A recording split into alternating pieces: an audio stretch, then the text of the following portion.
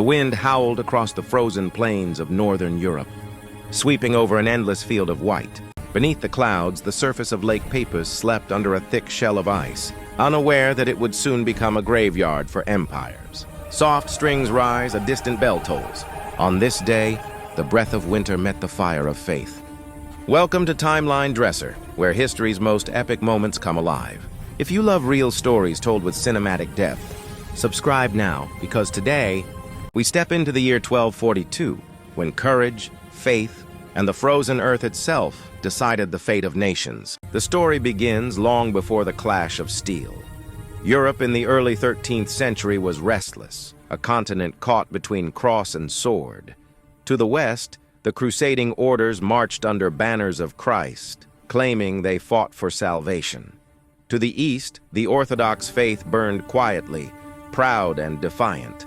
Between them lay the forests and frozen rivers of Rus, where princes ruled divided lands and old pagan echoes still lingered in the wind.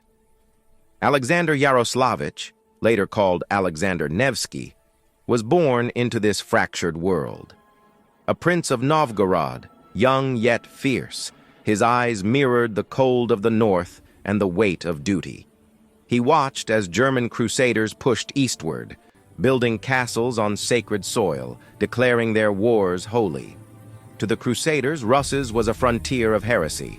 To Alexander, it was home. Winter's breath carried rumors of armored knights crossing frozen rivers, of banners marked with the black cross of the Teutonic Order. They came from Livonia, hardened men who spoke little and prayed often, believing God himself marched with them. Their leader, Bishop Herman of Dorpat, dreamed of spreading the Latin faith deep into Rus. Behind him rode the Livonian Brothers of the Sword, veterans of crusades against pagans, now turning their lances toward Orthodox Christians. In Novgorod, bells tolled over the icy city walls. Merchants whispered that the Crusaders had taken Pskov, a vital fortress near the western frontier. The prince's council trembled, fight or submit. But Alexander's voice cut through the chamber like steel through frost. We will not kneel on our own land. He rallied the city's militia, men of fur and iron, farmers and hunters who knew the forests better than any knight. They bound themselves beneath banners embroidered with the double-headed eagle, symbols of the East. As the ice thickened on the rivers, so did their resolve. Yet among them grew fear. The Crusaders rode war horses in shining mail, their armor gleaming like mirrors of the sun. The Russians fought with axes and faith. Alexander sent scouts into the blizzard. For weeks they vanished among the white trees. Then one night they returned breathless. The enemy was advancing across the frozen lakes, confident that winter itself favored them. The sound of hooves echoed across the ice. The Teutonic Knights moved in perfect formation, crosses etched on white surcoats, breath steaming through steel helms. Behind them trudged footmen and archers, dragging sledges of supplies. The crusade of the north was unstoppable, or so they believed. Bishop Herman blessed them beneath the pale aurora, his voice trembling in the cold. The Lord will make the ice our ally. But far to the east, Alexander knelt before an icon of Christ inside a wooden chapel. The candles flickered, painting light across his scarred hands. He whispered, "If God wills, the ice will choose its side." In early April, the snow began to melt around the edges of the frozen lake. Cracks whispered beneath the wind like hidden voices. The armies converged, Teutonic Knights from the west, Novgorod's host from the east. Between them lay the mirror-white expanse of Lake Peipus. The stage of destiny was set. The night before battle, Alexander walked among his soldiers. Fires burned low. Men sharpened blades and murmured prayers. He stopped beside a boy no older than 16, trembling as he held his spear. The prince placed a gloved hand on his shoulder. "Tomorrow," he said softly, "we fight for our children's breath." The wind rises, drums begin to echo faintly. Dawn approaches. Ice groans beneath the weight of destiny. To the west, the Crusaders mount their horses. To the east, banners of Novgorod flutter in the pale sun. Between them lies silence, the kind that comes before storms. When faith and frost collide, the earth remembers.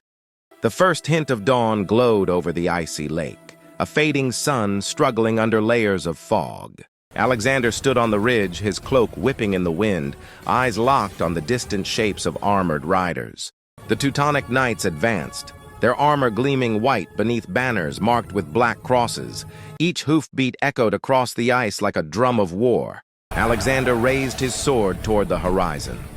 "Hold the line!" he cried, his voice carrying through the frost. The Novgorod ranks tightened, shields locking like scales of a living creature. Then silence, only wind, then thunder.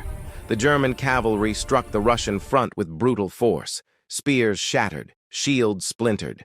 The ice groaned beneath them. The first wave staggered, yet Alexander's men did not break. From the flanks, archers loosed a storm of arrows. Feathers blackened the pale sky. Knights reeled. Horses screamed as hooves slipped on glassy ice. The frozen surface trembled. Beneath the snow, water waited like an unseen beast. Alexander charged. His sword caught the dawn, blinding in its fury. He met a crusader head-on, steel on steel, echoing like thunder over an empty world. The knights regrouped, driving deeper into the center. For a moment they seemed unstoppable, an iron tide pressing forward. But the ice beneath them began to sing, a low hum rising with every pounding hoof. Alexander saw it, the glimmer of water breaking through. He shouted, "Now!" Trumpets blared. From the sides, his hidden detachments surged. The crusaders, trapped between the Russian ranks and melting ice, turned to retreat. But it was too late. The frozen lake broke beneath their weight. Armor dragged men into the abyss. The sound of splintering ice drowned their cries. The water swallowed banners and steel. The Holy Army vanished beneath the cold mirror of Peipus. Alexander lowered his sword. His breath trembled, steam fading into the wind. The lake was silent again. Only drifting snow remained, covering the dead with a white shroud. The battle was won, but the price of faith was heavy. He whispered to the frozen horizon, "The Lord did not choose the cross or the crown. He chose the land." Steam rose from the cracks of the broken lake. The world smelled of iron and ice. Alexander walked slowly across the frozen battlefield. His boots echoed against the ice that had devoured armies. A dying crusader reached for him, his voice weak beneath the helm. "Was your God stronger?" he rasped. Alexander knelt beside him, eyes calm. "No," he said quietly. "Only the land was." From behind, his general shouted, "Prince, the survivors flee toward the west!" Alexander looked up. The horizon burned with the faint red of sunset over the ice. "Let them go," he answered. "The ice has taken enough blood." He turned back to his soldiers. Their faces were pale, their beards frosted with sweat and snow. "You stood your ground," he said. "And the land will remember." The men knelt, some whispering prayers, others simply staring at the ruins of their enemy frozen beneath them. The sound of cracking ice slowly faded into silence. Far away, the northern wind carried the cry of crows over the battlefield. It was not victory. It was remembrance. Alexander sheathed his sword, his breath steady now. "The ice will melt," he murmured, "but this day will never fade." The wind fell silent. Only the whisper of snow remained. The lake, once shattered by war, now slept again beneath the cold stars. The lake becomes a sea of light, the echoes of battle fading into silence. This was the Battle of Lake Peipus, 1242, the day the ice shattered empires. If you love real history told with cinematic depth and the heartbeat of legend, subscribe to Timeline Dresser, where the past breathes once more.